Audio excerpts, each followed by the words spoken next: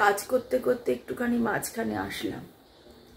ওই যে সকালবেলা বললাম না যে পৃথিবী অসুস্থ, ঠিক তাই। মানে যতই চেষ্টা করো মানুষ তোমাকে পাকে নামাতে চেষ্টা করবেই। গুড মর্নিং, সবাই কেমন আছো? আজকে অনেক দিন বাদে আবার আমি একদম সকাল সকাল আসলাম ব্লগটা নিয়ে। ব্লগটা স্টার্ট করলাম। এই দেখো টাই যাচ্ছে স্কুলে, বেশি বাজে না, 6:45 পৌনে 7টার মতো বাজে। আর থ্যাঙ্কফুলি আজকে তো বৃষ্টি নেই, তো ভাবলাম যে অনেক দিন হয়ে গেছে যে সকাল সকাল আমার ব্লগ স্টার্ট করা হয় না, তো আজকে ভাবলাম একদম টাটকা টাটকা আসি তোমাদের সামনে। একটা বেশ কারণ জানি এটা বেশ একটা ফ্রেশ ফ্রেশ লাগছে, জানি না কেন। তো এবারে যাই আগে তাড়াতাড়ি করে টাইকে দিয়ে আসি। আমি একটু মনে হচ্ছে যেন লেট হয়ে গেছে, বাস আসে লেটেই, আর ভয় লাগে যে কখন তাড়াতাড়ি আসবে। চল আগে ফটাফট দিয়ে আসি। আজকের আকাশ একদম দেখো। খাওয়া হয়ে গেছে, এখন এই সব জামা কাপড়গুলো যাবো ইস্ত্রিতে দিয়ে আসতে। ছেলেটা আসে, বাট আজকেও আসবে না, তো আমি যাবো গিয়ে দিয়ে আসবো, কাছেই আছে। তো আজকে আমি অনেক দিন থেকে ওয়েট করছিল আমার সাবস্ক্রাইবার কাম গুড ফ্রেন্ড সাজন কুমার, যে আপনি প্লিজ ম্যাম একটুখানি অথেন্টিক বেঙ্গলি সি ফিশের আইটেম বানান। তো আমি ওর জন্য সাজন তোমার জন্য আজকে বানাচ্ছি, এবং অফকোর্স সবার জন্য বানাচ্ছি হচ্ছে পমফ্রেট মাছ, একদম বেঙ্গলি স্টাইলে বানানো পমফ্রেট মাছের ঝাল। তো ওর জন্য আমি পমফ্রেটটা নিয়ে নিয়েছি, সমস্ত কিছু এখন দেখাচ্ছি। আর এর সাথে আমি আজকে রান্না করব হচ্ছে ইলিশ মাছের মাথা দিয়ে পালং শাকের চচ্চড়ি। কি বলে ওটাকে, পুঁই শাকটা পাইনি, আসলে পুঁই শাকটা পাইনি, ওর জন্য পালং শাক নিয়ে আসা হয়েছে, ওটাই বানাবো। আর বানাচ্ছি একদম অথেন্টিক ভাবে বাঙালি পদ্ধতিতে তৈরি পমফ্রেট মাছের ঝাল। এখানে আছে পমফ্রেট মাছ। পমফ্রেট মাছটা আমি একটুখানি কেচে নিয়েছি, এইগুলো কেচে নিয়েছি, তাহলে মশলাটা বসবে ভেতরে ভালো মতো। আর এই পমফ্রেটের মধ্যে আমি ফার্স্টে দিয়ে দেবো নুন, এবং দিয়ে দেবো লেবুর রস। এতে এর মধ্যে যে একটা সামুদ্রিক গন্ধ আছে, সি ফিশের যে একটা স্মেল থাকে, ওই স্মেলটা অনেকটাই কেটে যায়। এটাকে একটুখানি মাখিয়ে রেখে দেবো এই 10-15 মিনিট মতো। ভালো করে আমি আগে একটুখানি মাখিয়ে রাখলাম। আর এখানে আছে হচ্ছে ইলিশ মাছের মাথা, এটাকে আমি হলুদ আর নুন দিয়ে মাখিয়ে রেখে দিচ্ছি।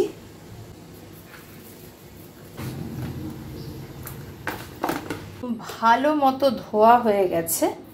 এটাতে ওই একটা যে আষ্টে গন্ধ থাকে সেটা এখন অলমোস্ট নেই, মানে অনেকটাই কম। নুন দিয়ে দিলাম, হলুদ, মাছটা এই যে হয়ে গেছে মাখানো। ঘেমে গেছি পুরো। দুটোই আইটেম হবে, চাপ নেই। আর বেসিক্যালি ব্যাপারটা কি হয়েছে, এখন হচ্ছে মনটা দুভাগ হয়ে গেছে, সত্যি বলছি। ব্লগিং করতে ভাল লাগে প্রচণ্ড, করছি, ভালোবাসছি, কিন্তু চারপাশে যে সমস্ত নেগেটিভ ইনসিডেন্ট একটার পর একটা হয়ে যাচ্ছে, তাতে মনটা একেবারে না, মানে ইটস লাইক হাফ হার্টেড। মানে একদম যে পুরোপুরি খুশি খুশি করতে পারছি তা না। মানে দিনটা শুরু করছি বিশাল একটা এন্তু নিয়ে, খুশি খুশি ব্লগ করব শুরুও করছি, তারপরে এক একটা এমন খবর চারপাশ থেকে পাচ্ছি, আপডেট পাচ্ছি, যেগুলোতে কি হচ্ছে সেই খুশিটা চেহারায় আর থাকছে না। বাংলাদেশ তো একটা ইস্যু এখন চলছে, সবাই জানোই, আমার আর বলার কিচ্ছু নেই। সেকেন্ড হচ্ছে কলকাতার যে অ্যাক্সিডেন্ট অ্যাকচুয়ালি যে ব্যাপারটা ঘটলো, একটা নেগেটিভ ব্যাপার একটা পুরো ঘটলো, এই যে আরজি কর হসপিটালের যা হোক আর কি, সেটা মানে ভালো নেই, কেউ চারপাশে ভালো নেই। আর মনটার জন্য দ্বিধা বিভক্ত হয়ে যায়, যে চেষ্টা করি নিজের ব্লগিংয়ের মাধ্যমে নিজের ডেইলি লাইফ, নিজে কি করছি না করছি সেগুলো উঠিয়ে ধরার যে মোটোটা থাকে, যাতে একটা পজিটিভ ভাইব তোমরা পাও। কারণ আমি অনেক আগেও বলেছি ব্লগে যে কোনো রকম নেগেটিভ ভাইব আমি জেনে শুনে মানে আর কি করতে চাই না, কারণ আর নেগেটিভ ইয়েগুলো তাড়াতাড়ি স্প্রেড হয়ে যায়। তো আমার একটা সবসময় চেষ্টা থাকে, সব সময়, যে কারোর সাথে কথা বলার সময় হোক, ভিডিও করার সময় হোক, যে কোনো সময় হোক, ঘরেও বাইরে, যে সব আমার কাছ থেকে লোকে যেন একটুখানি একটা পজিটিভ একটা ব্যাপার পায়। কিন্তু নিজেই কনভিন্সড আমি, মানে নিজেই আমি কনফিউজড যে কি করব, কারণ নিজে আমার ভালো অবস্থায় নেই। চারপাশের এই খবরগুলো যখন শুনি, বাংলাদেশ থেকেও আমার প্রচুর ভাই বোন আছো, তোমরা দেখো, বেশি কিছু বলার নেই ভাই, শুধু তোমাদের একটাই বলবো ভাই বোন, তোমাদের সবাইকে তোমরা খুব সাবধানে থাকো, সুস্থ থাকো, এর বেশি এই মুহূর্তে বলার আর কিছুই নেই আমার। And at the same time কলকাতারও সেম ব্যাপার। কিছুদিন আগে যখন দিল্লিতে একটা ব্যাপার হয়েছিল নির্ভয়া নিয়ে, ওয়েসে তো অনেকই হয়েছে, বাট ওটা একটা কি চরম ছিল, সেটা যেমনি একটা আতঙ্ক দিয়েছিল ফেলে, কখনো ভাবিনি যে কলকাতাকে নিয়েও সেই সেম ভয়টা পেতে হবে। আমাদেরও ছানাপোনা আছে, যাই হোক আর কি, সবাই চিন্তা করে। তো হোয়াট এভার, বাট ওই যে আমার মনের মধ্যে সবসময় একটা চলে যে যেন আমার থেকে কোনো নেগেটিভিটি স্প্রেড না হয়। ভগবান জানে মাথার মধ্যে যে কি আমার একটা ঢুকে গেছে। তো এনিওয়ে, যাই হোক বন্ধুরা, ব্লগ তো করব, কিন্তু কিছু বলার নেই অ্যাকচুয়ালি, মানে চারপাশটা ঠিক ভালো নেই, পৃথিবী অসুস্থ। বাট যেটা আমরা সবসময় জানি সেটা হচ্ছে show must go on. So আমি আবার এসে গেলাম রান্নাঘরে এবং আমার কাজ নিয়ে। তো সবার আগে আমি রান্নাটা দিয়ে স্টার্ট করে, সবার প্রথমে আমি রান্না করব হচ্ছে ইলিশ মাছের মাথা দিয়ে পালং শাকের চচ্চড়ি।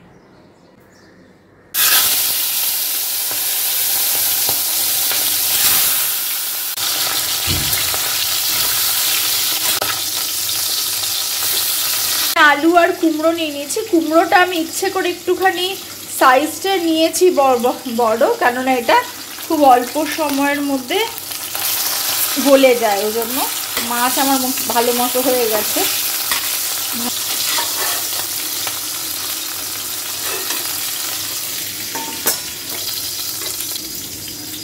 কুমড়োটা আমি একটুখানি ভেজে নেব। কুমড়োগুলো মোটামুটি ভাজা হয়ে গেছে। তেজপাতা, 5 ফোড়ন দিলাম, শুকনো লঙ্কা, কাঁচা লঙ্কা একটা,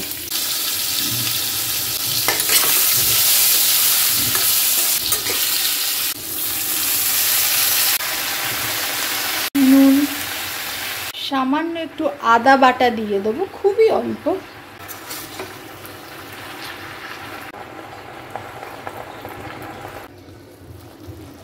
জলটা ভালো মতো একদম বেরিয়ে গেছে। এইবার আমি ইলিশ মাছের মাথা আর এগুলো একসাথে দিয়ে দেবো। কাঁচা লঙ্কা, মানে অবশ্যই চিনি।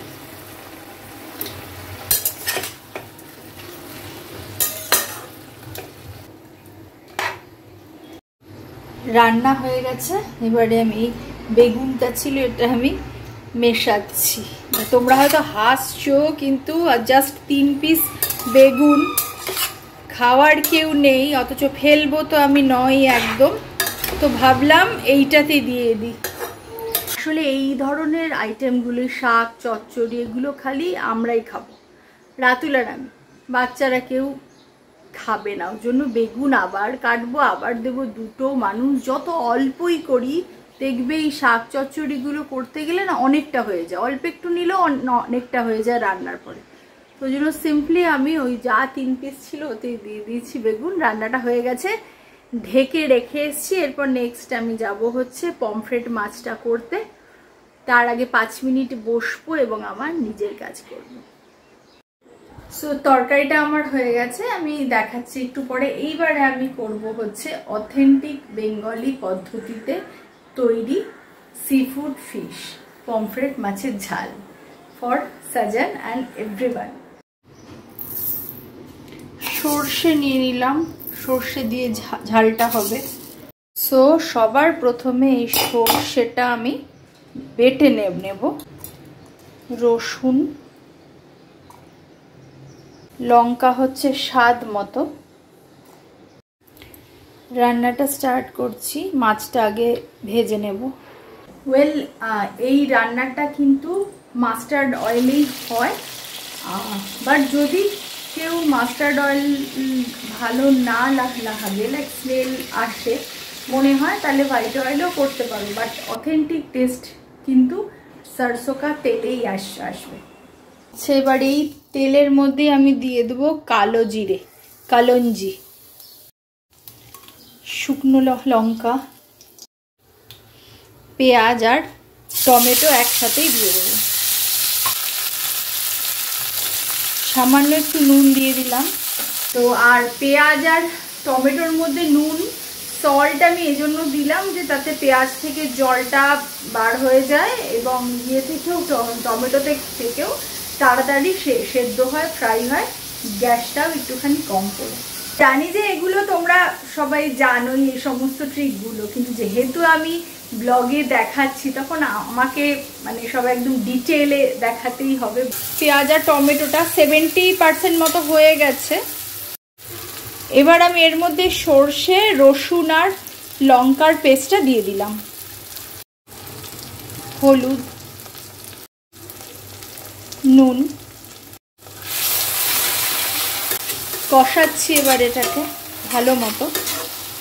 মশলা ধোয়া জলটা আমি দিয়ে দিলাম। এই মশলা ধোয়া জলটা একদমই ইম্পর্টেন্ট নয়, আমি দিই কারণ আমার ভাল লাগে। যেমনি সে ওই তোমার খাবার খাওয়ার পরে যে প্লেটের মধ্যে যে লাস্টের একটু মশলা থাকে, ওটার মধ্যে এক মুঠ ভাত নিয়ে যেমনি খেতে ভাল লাগে, এটাও ঠিক সেরকম, যে মশলা ধোয়া জলটার মধ্যেও প্রচুর আর কি মশলা রয়ে যায়। তা আমি এমনি জলও দিই লাগলে, বাট এটা আমি দেবই দেবো। এই যে ঝোলটা ফুটে এসছে, সামান্য একটু দিয়ে দিলাম মিষ্টি, জাস্ট ফর ব্যালেন্স।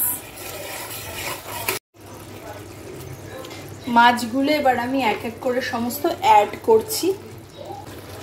এইবার আমি এর মধ্যে দিয়ে দেবো একটুখানি ধনে পাতা এবং দিয়ে দেবো হচ্ছে একটু সর্ষের তেল। দুর্দান্ত একটা ফ্লেভার কাম স্বাদ হয় এতে। রান্না আমার হয়ে গেছে একদম। এইবার একটুখানি ভাপে আছে থাকবে, গন্ধটা এতে বসে সুন্দরভাবে। তারপর যখন আমি আইটেমসগুলো পুরো নিয়ে নেবো তারপর আমি দেখাবো। শেষে সর্ষের তেলটা কিন্তু মাস্ট। সর্ষের তেল আর ধনে পাতা কিন্তু দিতেই হবে। তো আমি এবার একটুখানি বসবো আমার কাজ নিয়ে, এডিটিং নিয়ে। কিন্তু তার আগে যেটা ইম্পর্টেন্ট, যেটা এইমাত্র খেয়াল হলো, সেটা মনে পড়লো, ওই জন্য বলছি, সেটা হচ্ছে যে আমার আরেকটা যে চ্যানেল আছে নতুন হিন্দি ইটিং শোওয়ালা চ্যানেল, পলা রেসপেক্ট ফুড, ওটাতে আমি সপ্তাহে 2 দিন দিই, থার্সডে অ্যান্ড সানডে, বৃহস্পতিবার এবং রবিবার দিন ভিডিও আসে হচ্ছে দুপুরবেলা 3টের সময়। তো ওজন্য তোমরা একটুখানি যেও, দেখো, একটুখানি সাপোর্ট করো, সাবস্ক্রাইব করো। আর এই যে লাইফস্টাইলওয়ালা আমার চ্যানেলটা, এটা আমি অ্যাকচুয়ালি ভেবেছিলাম 3:30তে আমি পোস্ট করব, একদিন পর যেমনি আমি করি, কিন্তু অনেস্টলি বন্ধুরা আমি 3:30তে আর পোস্ট করতে পারছি না। মানে লাগাতার বেশ অনেক দিন হয়ে গেল, 3:30টা এক্সটেন্ড হয়ে আমার 6টা অবধি হয়ে যাচ্ছে, আমি জাস্ট পেরে উঠছি না। এনিওয়ে 3:30 থেকে 6টা ফটার মধ্যেই চলে আসে। বন্ধুরা একটুখানি দেখে নিও, আর নতুন বন্ধুরা প্লিজ সাবস্ক্রাইব করে দিও উইথ বেল আইকন। এই দেখো, এই হচ্ছে আমার আজকের আলটিমেটলি রান্না। এখানে তো আছে ভাতটা, যেটা আমি একটু এরকমভাবে রেখেছি আমার ইটিং শোর জন্য। আর এই হচ্ছে পমফ্রেট মাছের ঝাল, একদম অথেন্টিক বাঙালিভাবে যেরকম ঝালটা করা হয় সর্ষে দিয়ে, সেটা করেছি। আর এখানে আছে ইলিশ মাছের মাথা দিয়ে পুঁই শাক, ইলিশ মাছের মাথা দিয়ে পালং শাক। আসলে ওই পুঁইটাই আসে মাথায় প্রথমে। তো এই হচ্ছে আমার আজকের একদম সিম্পল মেনু। এর সাথে আমি একটু নিয়ে নেবো স্যালাড। কাজ করতে করতে একটুখানি মাঝখানে আসলাম। ওই যে সকালবেলা বললাম না যে পৃথিবী অসুস্থ, ঠিক তাই। মানে যতই চেষ্টা করো মানুষ তোমাকে পাকে নামাতে চেষ্টা করবে। আমি মানুষটা সবসময় চেষ্টা করি পজিটিভিটি নিয়ে থাকতে, কারণ আমি জানি যে নেগেটিভিটিটা কেমন হয়। ওই জন্য আমার মুখ থেকে সহজে নেগেটিভ জিনিস বেরোয় না। কারণ এই কথাগুলো বলা মানে আবার এটা ভেবো না যে আমি আমার ফ্যামিলি সম্পর্কে বলছি, তা না। আমার হাজবেন্ড তো আমাকে প্রচণ্ড সাপোর্ট করেন, তো জানো তোমরা, আমি আগেও বলেছি। এখন এখানে বাইরের একজন আর কি, যে আমার সো কল্ড সাবস্ক্রাইবার, বোধহয় এখন আর নেইও, ফলোয়ার ছিলেন, সাবস্ক্রাইবার ছিল, আমাকে রীতিমতো আক্রমণাত্মক ভাবে যে কেন আমি আরজি করের সম্পর্কে সোচ্চার হচ্ছি না, বাকি আমি কিভাবে সোচ্চার হব। প্রত্যেকটা প্রফেশনের একটা আলাদা আলাদা ব্যাপার আছে, ঠিক আছে। আলাদা আলাদা ভাবে তারা প্রকাশ করে, অবশ্যই প্রকাশ করার মতো। কারণ আজকে ভগবান না করুক যদি আমার ঘরে হয়, আমি তো তখনও আমিও চাইবো যে সবাই সোচ্চার হোক, বা এটার মানে এটা যেন ঠিক ব্যাপারটা যেন একটা ওটার এগেনস্টে যেন একটা জনমত তৈরি হয়। উনি বড় বড় যারা ক্রিয়েটার আছেন তাদেরকে টার্গেট করতে পারছেন না, তাদেরকে একটা মেন করতে পারছেন না, তাদেরকে কিছু করতে পারছেন না, কারণ অত অবধি পৌঁছবেও না হয়তো। কিন্তু যেহেতু উনি আমার কন্ট্যাক্টে আছেন, সেহেতু উনি এটা করতে পারছেন আমার সঙ্গে। রীতিমতো আমাকে ফোন করে, মানে আমি ফোনটা করেছি, কারণ উনি আমাকে মেসেঞ্জারে থ্রেড দিয়েছেন আমার এই ইনস্টাগ্রামের পোস্টটা দেখে, এবং ওটাতেও লিখেছেন। তো এবার আমার কথা হচ্ছে যে আমি কোনো জিনিস যখন আমি সোচ্চার হচ্ছি না, তার মানে এটাও তো নয় যে তাকে আমি সাপোর্ট করছি। কোনো সুস্থ মানসিকতার মানুষ কখনোই এই আরজি করের ব্যাপারটা বা নির্ভয়ার যে ব্যাপারটা দিল্লিতে হয়েছিল, বা এইরকম যে কোনো ধরনের এই ধরনের খারাপ কাজ, আমার তো মনে হয় না কোনো সুস্থ মস্তিষ্কের মানুষ ওটাকে সাপোর্ট করবে, ঠিক। তাহলে কেন আমি ওনার মতো ভোকাল হচ্ছি না, কেন আমি ওনার মতো এক্সপ্লোসিভ হচ্ছি না, বিস্ফোরণ করছি না কেন, এটা নিয়ে উনি আমাকে বলছেন, মেসেঞ্জারে উনি আমাকে থ্রেট করছেন। আমি ওনাকে ফোন করলাম, ফোন করে বললাম কাইন্ডলি আপনি আমাকে এত নেগেটিভিটি দেবেন না, আপনার ভালো না লাগলে আপনি আমার প্রোফাইল থেকে বের হয়ে যান, আমার যেভাবে প্রকাশ করার আমি করব, সেটা আমার ব্যাপার। উনি আমাকে বলছেন, থ্রেট করছেন, আপনার এই ফোন কলটাও রেকর্ড হচ্ছে, এটা সমস্ত জায়গায় যাবে। আমি ভেবেই পেলাম না আমি করলামটা কি। দোষ আমার একটা হয়েছে, এখানে দোষ হয়েছে ওনাকে ফোন নাম্বার দেওয়া, এবং এইটা একটা কারণ যে জন্য আমি সত্যি কথা বলতে কি সহজে আমি ফ্রেন্ড রিকোয়েস্ট অ্যাকসেপ্ট করি না এফবিতে, বিকজ উনি আমাকে করেছেন, ফ্রেন্ড রিকোয়েস্ট পাঠিয়েছেন, আমি অ্যাকসেপ্ট করেছিলাম, ঠিক আছে, বুঝতে পারিনি, আমার ভুল হয়েছে। আমি ওর সাথে কথা বলতাম না, আমি কারুর সাথেই খুব একটা চ্যাট ফ্যাট করি না, আমি সত্যি বলছি, সব সময় ওপেনলি বলি, কারণ আমি তোমরাই দেখো আমি জাস্ট সময় পাই না, আর ওই টিপে কেমন আছো ওই সব এক কথা আমার আর ভাল লাগে না, ঠিক আছে। এবার উনি আমাকে বলে বলে ফোন নাম্বার চেয়েছেন, আমার সেকেন্ড ভুল যে আমি ওনাকে ফোন নাম্বার দিয়েছি, আমার না দেওয়াই উচিত ছিল, কারণ ফোন নাম্বারটা আমি সত্যি কাউকে দিই না, আমার এটা প্রচন্ড বড় ভুল হয়ে গেছে। তো ওই জন্য আমি ওনাকে ফোন করে বললাম, এক সেকেন্ড, হ্যাঁ, তো আপনি যে আমাকে এইভাবে থ্রেটটা দিয়ে দিচ্ছেন, আপনার না ভাল লাগলে আপনি আমার প্রোফাইল থেকে বার হয়ে যান। উনি কি সাংঘাতিক আক্রমণাত্মক, আমার এটা প্রচন্ড কষ্ট লেগেছে। উনি আমাকে বলছেন যে উনি এই কলটা রেকর্ড করছেন এবং সর্বত্র উনি দেবেন। আমার মনে হয় না, আমি ভালোবাসি না নোংরাম, সত্যি বলছি, আমার এত নিচুতা ভাল লাগে না। আমি মানুষটা প্রচণ্ড পজিটিভ। আমি নিজে যেটা অ্যাচিভ করেছি, আমি কারুর কন্টেন্ট ধারে নিই না, চুরি করি না, কাউকে ডিমোটিভেট করি না, হার্ট করি না, কষ্ট দিই না। নিজের চেষ্টায় আমি নিজে এই জায়গায় পৌঁছেছি। যেইটুকু আমি আজকে অ্যাচিভ করেছি সোশ্যাল মিডিয়ায়, নিজের চেষ্টায় করেছি 100% নিজের এবং আমার ফ্যামিলি এবং তোমাদের সবার সাপোর্টে হয়েছে। কেউ বলতে পারবে না যে আমি কারুর কন্টেন্ট ধার করেছি, কারুর থেকে কিছু চুরি করেছি, কাউকে হার্ট করেছি, কাউকে ডিমোটিভেট করেছি। পলা কোনোদিনও ওগুলো করে না। পলা নিজেই অনেক নেগেটিভিটির মধ্যে থাকে, ওই জন্য পলা জানে যে নেগেটিভিটিটা কি হয়। ওই জন্য আমার মুখ থেকে কোনো খারাপ কিছু বেরোয় না। এটা আমার নেচার, এটা আমার দোষ হোক, এটা আমার গুণ হোক, এটা আমি। কষ্ট হয়েছে সত্যি বলছি। আমি জানি না আদৌ উনি কি বলবেন, উনি যদি বলবেন। আমি কোনো অন্যায় করিনি, ওকে, আমি শুধু আমার কাজটা করেছি। ওনার চোখে আমার দোষ হচ্ছে কেন আমি কলকাতার ইনসিডেন্টটা নিয়ে সোচ্চার হইনি। কিন্তু প্রত্যেকটা মানুষের আলাদা আলাদা প্রফেশনের প্রকাশ করার একটা ভঙ্গি থাকে, ঠিক আছে? আপনারা দেখে নিন একটু ইউটিউবে যে আরো যারা বড় বড় কন্টেনার আছে তারা কি করে ব্যাপারটা নিয়ে কিভাবে উপস্থাপনা করছে বা আদৌ করছে কিনা, বা হয়তো একটা কমিউনিটি পোস্ট দিয়ে দিচ্ছে। সবাইকে ছেড়ে আমাকে টার্গেট করা কেন? কারণ আমি হচ্ছে একটা ছোট মানুষ, আমি এখনো এস্টাবলিশড হইনি এই কাজটাতে, এবং আমি ওনার কন্ট্যাক্টে আছি। ওজন্য উনি আমাকে এই থ্রেটটা করতে পারলেন। ওনার পক্ষে কি সম্ভব হবে যে আরো যারা বড় বড় ক্রিয়েটার আছে ওদেরকে থ্রেট করতে? নাকি ওনার একটা মেল বা একটা কিছু ওই অবধি পৌঁছবে?